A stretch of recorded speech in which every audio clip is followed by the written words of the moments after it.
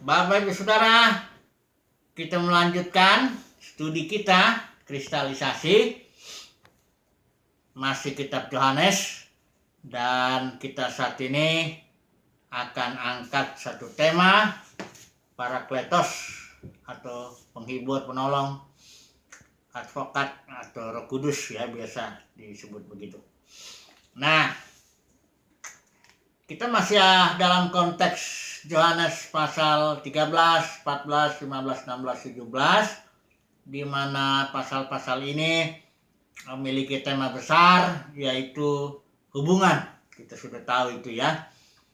Pasal 13, 14, 15, 16, 17, Yesus sama sekali tidak bicara soal surga, soal tempat jasmani, apalagi dia bicara soal hubungan. Nah, mari kita melihat dulu. Sebagai pendahuluan, kita ulangi dulu janji Yesus ya, untuk datang kembali kepada 11 murid. Ya, ingat ini ya.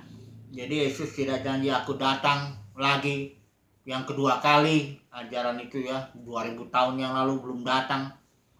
Murid-muridnya yang 11 ini ya sudah mati. Jadi Yesus janji kepada 11 murid itu. Nanti kita melihat ini ya, kita ulang dulu. Untuk memastikan ya bahwa janji Yesus itu adalah kepada para murid. Mari kita lihat dulu pasal 14 itu yang ayat 3 ini. Yesus bilang begini ya.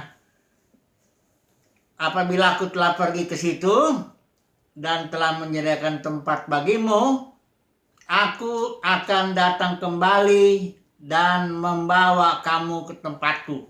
Jadi Yesus bilang, dia menyediakan tempat. Kita tahu tempat itu Yesus pergi kepada Bapa ya. Dia berasal dari Bapa,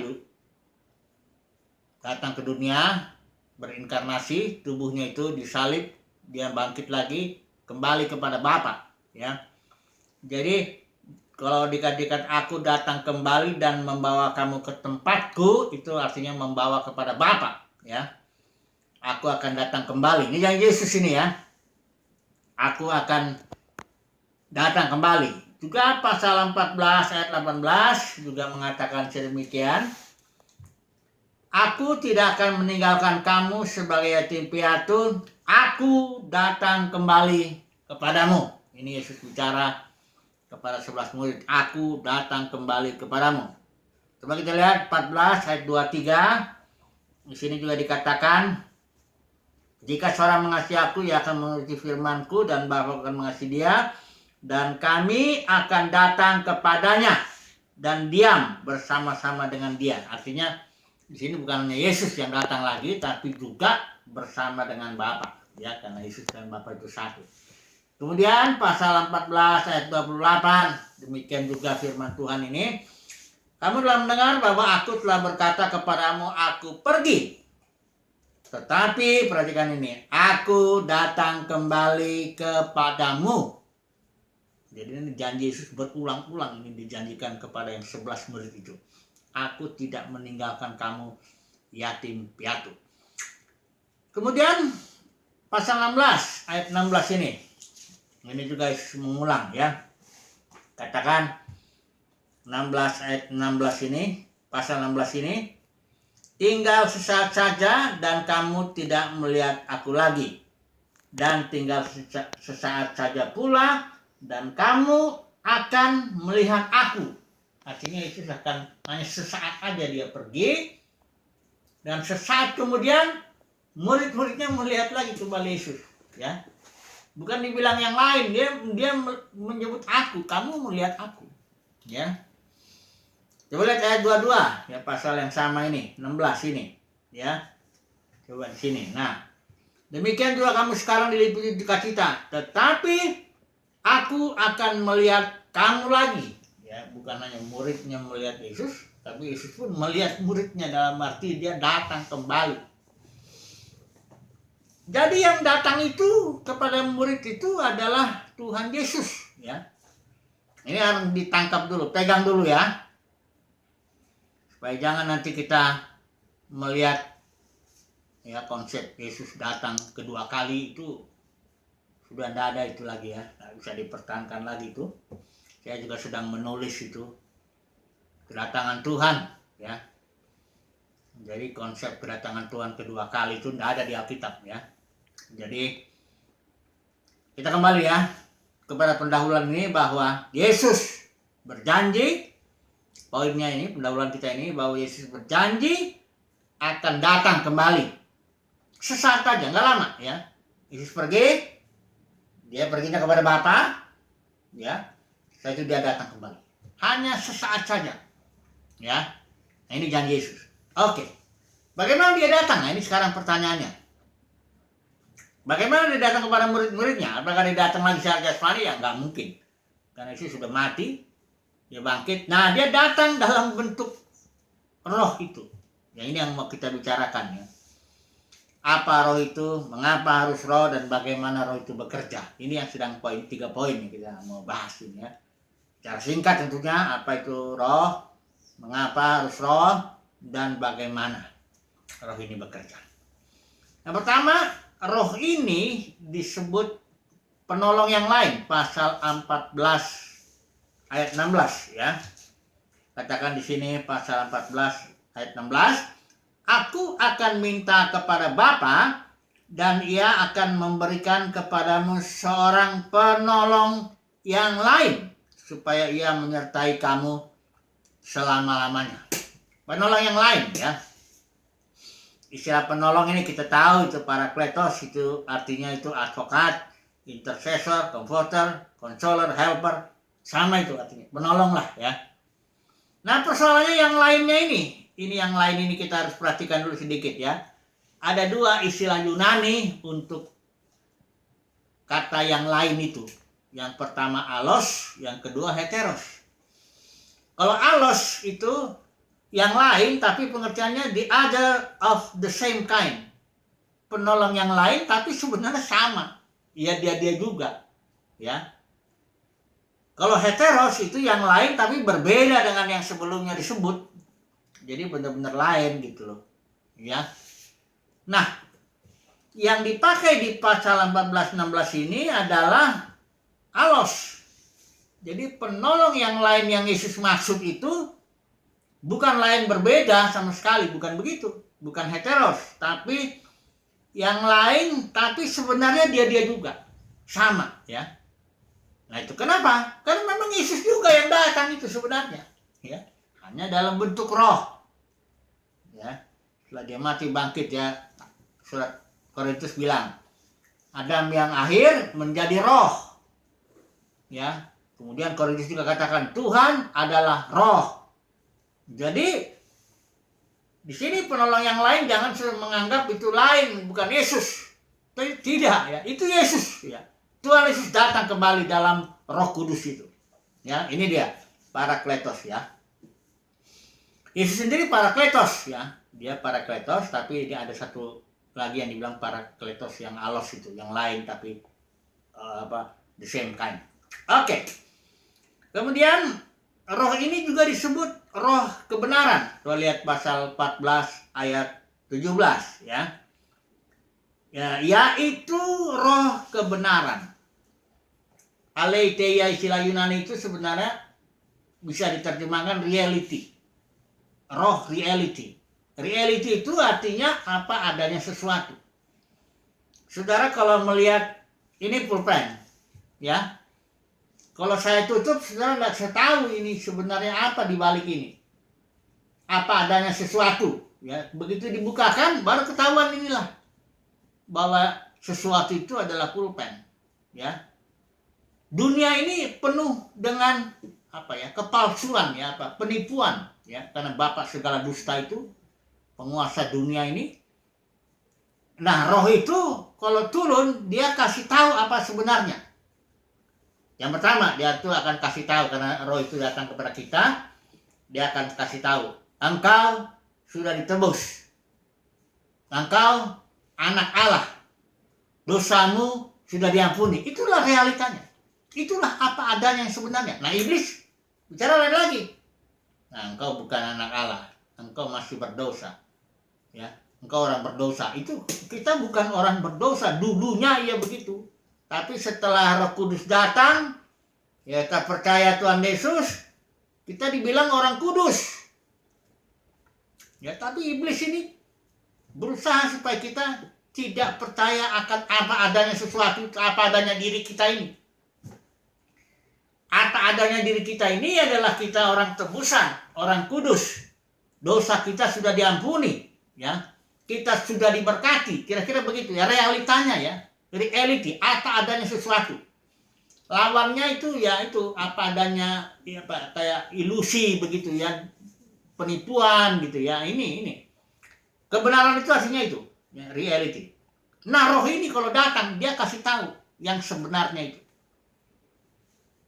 Apa adanya kita. Bahwa manusia lama kita telah turun disalibkan bersama dengan Tuhan Yesus. Itu Roh Kudus itu kasih tahu itu. Kalau kita bilang nanti iblis bilang, mana buktinya kamu masih marah, masih begini-begini. Ya itu kan ada prosesnya. Tapi faktanya, realitinya, manusia lama kita sudah tumpas habis. Ya. Nah ini dia ya.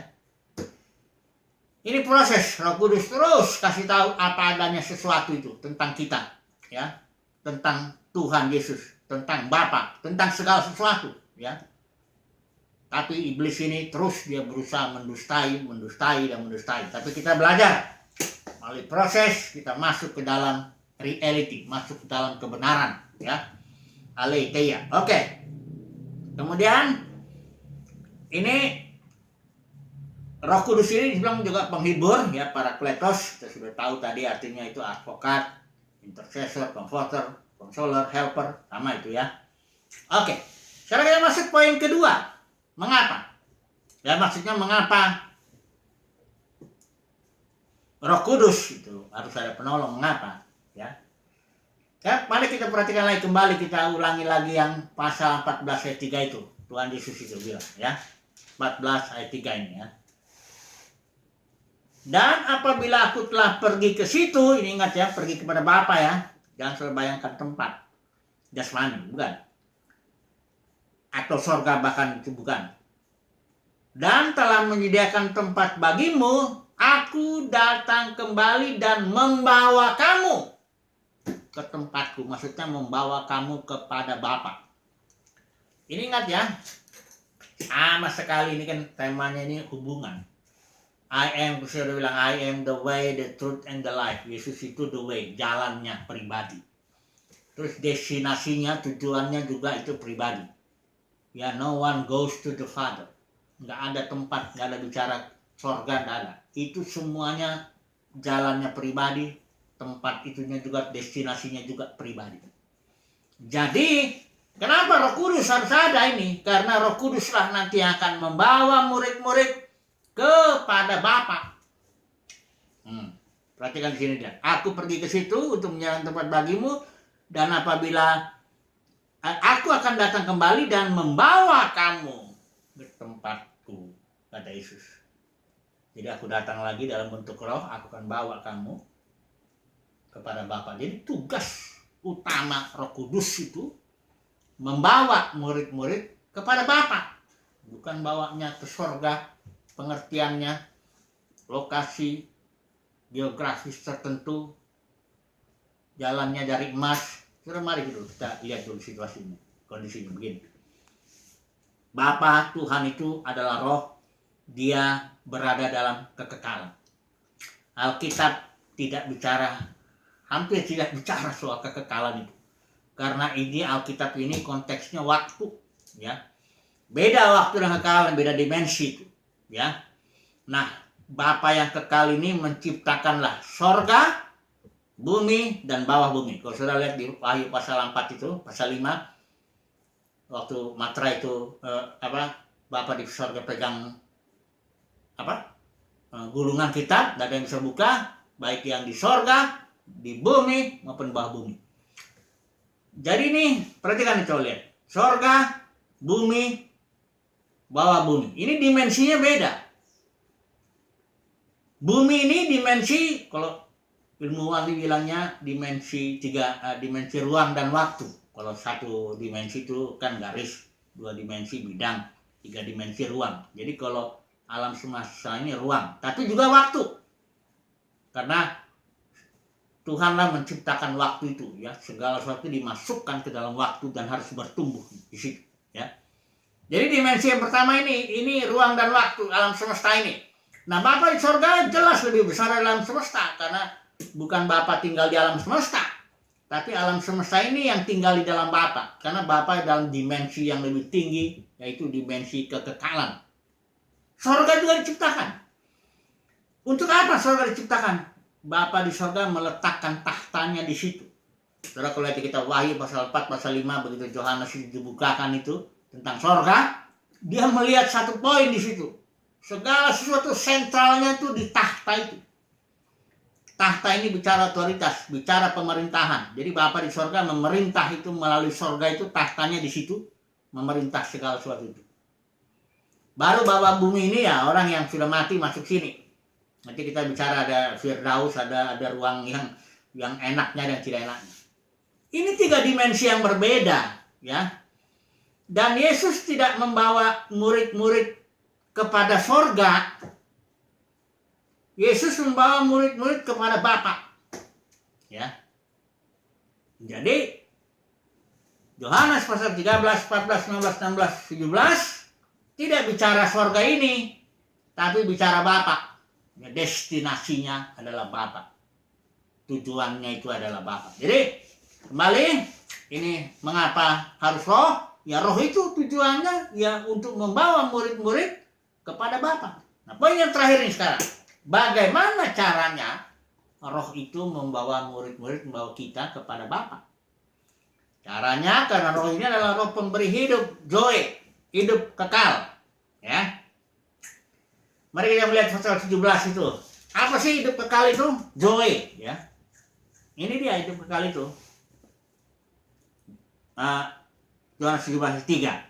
Inilah hidup yang kekal itu, yaitu bahwa mereka mengenal Engkau, mengenal Bapa. Ya, jadi kalau dengan roh itu memberikan zoe, kita semakin bertumbuh mengenal Bapa. Kita dibawa kepada Bapa melalui zoe itu.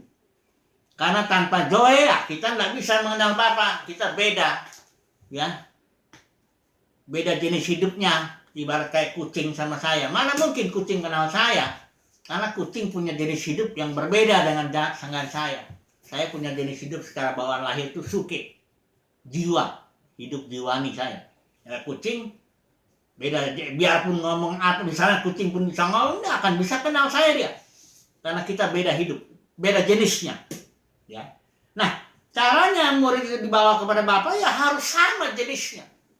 Dibawalah, kita mendapatkanlah di roh pemberi hidup itu, life giving spirit. Terus kita diberikan zoe itu supaya apa? Pasal 17:3 ini.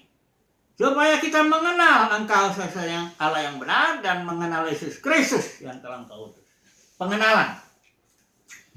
Demikian juga Yesus datang ke dunia ini kan dia maksudnya supaya Yohanes 10 datang ke dunia supaya dia memberikan hidup dan memperolehnya supaya berkelimpahan. Zoe yang berkelimpahan ini hati-hati. Ini hidup berkelimpahan tuh bukan artinya jasmani. Ini otak-otak jasmani ini repot ini. Alkitab ini bicara betul-betul spiritual. Zoe itu artinya jenis hidup Tuhan, jenis hidup Bapa yang dimasukkan dalam waktu, ya. Hidup kekal itu tadi hidup zoe, ayam itu zaman tuh. Zoe yang masuk dalam waktu, dia bertumbuh, baru-baru benih. Kemudian zoe itu kalau terus ya apa, kita mengikuti terus pimpinan Roh Kudus, dia bertumbuh zoe-nya. Berkelimpahan pengenalannya akan Bapa itu. Jadi ginilah caranya, bagaimana caranya Roh Kudus ini. Nah, banyak orang fokus Roh Kudus, memang Roh Kudus juga memberikan karunia-karunia. Ya, dia anda hanya memberikan zoe, bukan life giving spirit aja. Nah, kebanyakan orang senang dengan karunia, karena karunia ini spektakuler begitu ya. Kalau saudara punya karunia penyembuhan, karunia ini itu kalau pelayanan itu dikejar umat Tuhan itu. Bisa bikin KKR. Nah, kadang-kadang konyolnya jadi dagang. Kalau dengan karunia-karunia bisa dagang, ya. Menjual karunia-karunia. Tapi kalau zoe, nah ini pengenalan nggak bisa. ya. Jadi bukan berarti karunia itu remeh, karena segala pemberian Roh Kudus itu tentu baik ya untuk membangun. Tapi masalahnya kita tidak boleh fokus terlalu kepada karunia-karunia, mengabaikan joy ini. Nah, satu lagi saya mau katakan mengenai joy ini, hukum hayat ya. Ini hukum hayat saya mau bandingkan dulu dengan hukum tertulis ini, hukum Taurat ya. Karena ini sekarang ini banyak ajaran hukum perpuluhan, hukum buah sulung masuk juga diajarkan kepada. Ini berbeda nih hukum hayat tuh. Perhatikan ini, saya beri contoh aja ya. Waktu Tuhan Yesus itu di Yohanes 8 itu ada perempuan berzina. Menurut hukum Taurat, ini orang Farisi ahli Taurat ini kan dia fokus hukum hitam di atas putih. Hukum memang begitu menurut hukum Taurat.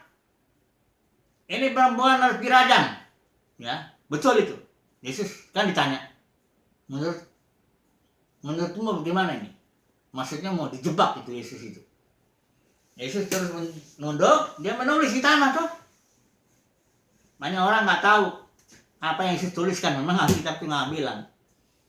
Tapi kalau kita bandingkan itu dengan Ibrani pasal 8, ya, bahwa Bapa di sorga itu menaruh ya, aku akan menuliskan hukumku ke dalam batinmu. Coba lihat dulu Ibrani pasal 8 ya. Ini kalau perjanjian baru itu ya.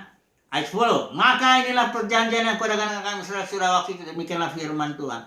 Aku akan menaruh, ya, menaruh hukumku dalam akal budi mereka dan menuliskannya dalam hati mereka. Jadi sebenarnya waktu Yesus tunduk, dia menulis, itu sebenarnya itu tindakan yang mengajarkan kepada orang Farisi, aku datang untuk menuliskan hukum yang tertulis itu ke dalam kebumianmu, ke dalam hatimu. Aku menulis itu. Nah, ketika didesak, jadi maknanya apa? Hukum tertulis yang ditulis di bumi itu. Yesus bilang maknanya ini. Siapa yang tidak pernah berbuat dosa, itu yang melempar dulu batu yang pertama. Ya. Jadi hukumnya bukan hukum hitam di atas putih di dalam batu, tapi Yesus datang itu membuat hukum itu masuk ke dalam batin. Kena hati nurani di situ, nah baru maknanya itu. Jadi jangan diajarkan lagi hukum perpuluhan, hukum buah sulung. Ini jadi disuruh mundur orang ini, orang Kristen ini. Justru itu hukum perpuluhan, buah sulung itu ditulis ke dalam. Bagaimana caranya ya? Belajarlah itu. Ya. Jangan dikembalikan kepada hitam di atas putih, ya. Karena Roh Kudus itu dikirim datang kepada kita, membawa kita kepada hukum hayat, hukum yang tertulis dalam batin. Nah, ini dia, ya. Oke, mari kita ambil kesimpulan. Kesimpulannya apa? Yang pertama, tentu kesimpulannya Yesus itu penghibur. Roh Kudus itu penghibur yang lain, yang sebenarnya Tuhan Yesus juga. Karena dia lain itu dalam pengertian the other of the same kind. Yang lain tapi jenisnya sama, itu juga. Ya. Ini kesimpulan pertama. Yang kesimpulan kedua, bahwa Roh Kudus penolongnya itu membawa murid-murid kepada Bapa. Bagaimana bawanya? Dengan cara hukum hayat. Menuliskan hukum yang tertulis itu masuk ke dalam batin. Atau menumbuhkan joy itu. Ya, sehingga kita bisa mengenal dan dibawa kepada Bapa. Puji Tuhan, ini tema penting. Parakletos Roh Kudus. Haleluya. Amin.